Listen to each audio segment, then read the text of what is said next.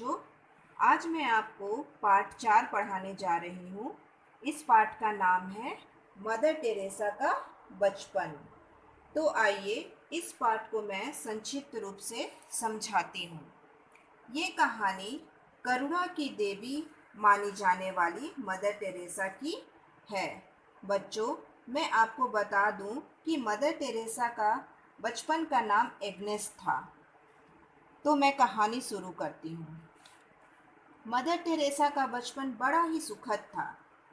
माता पिता एवं भाई बहनों के साथ लाड़ दुलार से पली एग्नेस गोल मटोल और खूब प्यारी दिखती थी।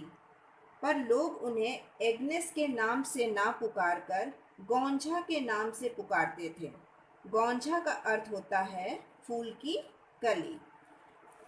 गौंझा के बड़े भाई, जिनका नाम लाजर था, उनको मीठा खाने का बड़ा ही शौक था। इसलिए वो अक्सर मीठा चुराकर भी खाया करते थे। गौंझा की बड़ी बहन भी लाजर का साथ देती थी और कभी कभी तो दोनों भाई बहन मिलकर गौंझा को भी चोरी में शामिल करते थे। परंतु गौंझा कभी भी उनका साथ चोरी में नहीं देती थी। एक बार लाजर अपनी बड़ी बहन के साथ शनिवार की रात केक चुराकर खा ही रहे थे कि तभी गौंझा ने उन्हें देख लिया और जाकर समझाया कि माँ कहती हैं कि अगर सुबह की प्रार्थना में शामिल होना हो तो रात के 12 बजे के बाद कुछ नहीं खाना चाहिए।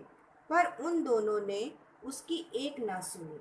पर गौंझा ने कभी इन बातों की शिकायत अपनी माँ से नहीं की, क्योंकि माँ कहती थी कि शिकायत करना बुरी बात है। गौंझा पर उसकी माँ की बातों का बड़ा प्रभाव रहता। पिता तो जब गौंझा 7 वर्ष की थी तभी चल बसे थे।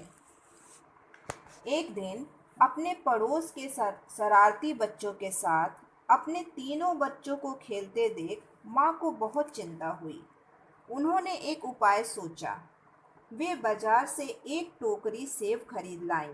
साथ में सड़क पर पड़ा एक सड़ा सेब भी उठा लाईं और उस सड़े सेब को अच्छे सेब के टोकरी में रख दिया। कुछ दिनों बाद माँ ने सेब की टोकरी मंगवाई और अपने तीनों बच्चों के सामने टोकरी खोला तो देखा कि सारे सेब सड़ चुके हैं। फिर माँ ने अपने बच्चों को समझाया कि जिस प्रकार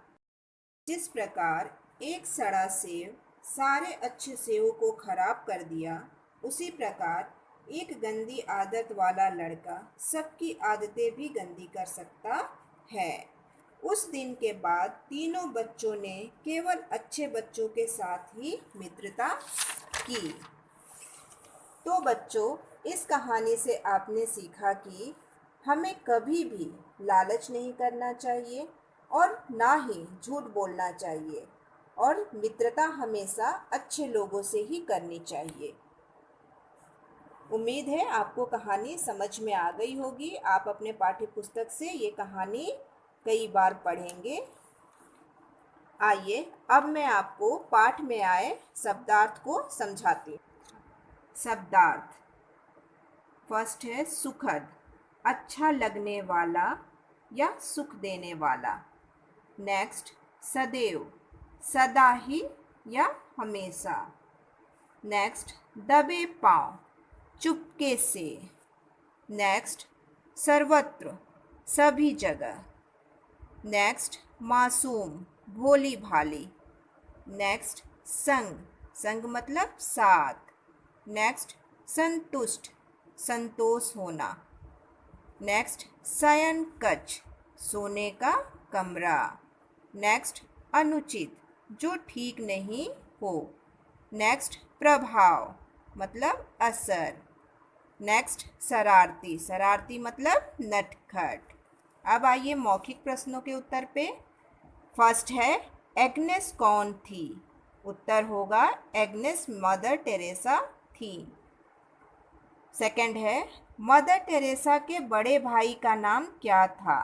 उत्तर होगा मदर टेरेसा के बड़े भाई का नाम लाजर था।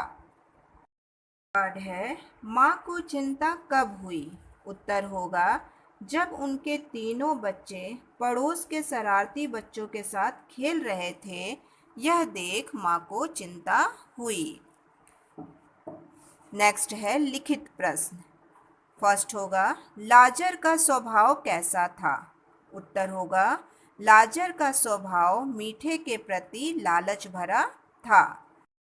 सेकंड है, बालिका गौंझा भाई बहनों के साथ चोरी में शामिल क्यों नहीं होती थी? उत्तर होगा, बालिका गौंझा भाई बहनों के साथ चोरी में इसलिए शामिल नहीं होती थी क्योंकि उसको चोरी करना अच्छा नहीं लगता था।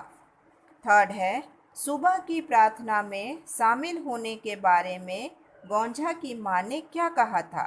उत्तर होगा, सुबह की प्रार्थना में शामिल होने के बारे में माँ ने यह कहा था कि अगर सुबह की प्रार्थना में सम्मिलित होना है तो रात के 12 बजे के बाद कुछ नहीं खाना चाहिए। फोर्थ प्रश्न है, माँ ने अपने बच्चों को बुरी संगति से कैसे बचाया?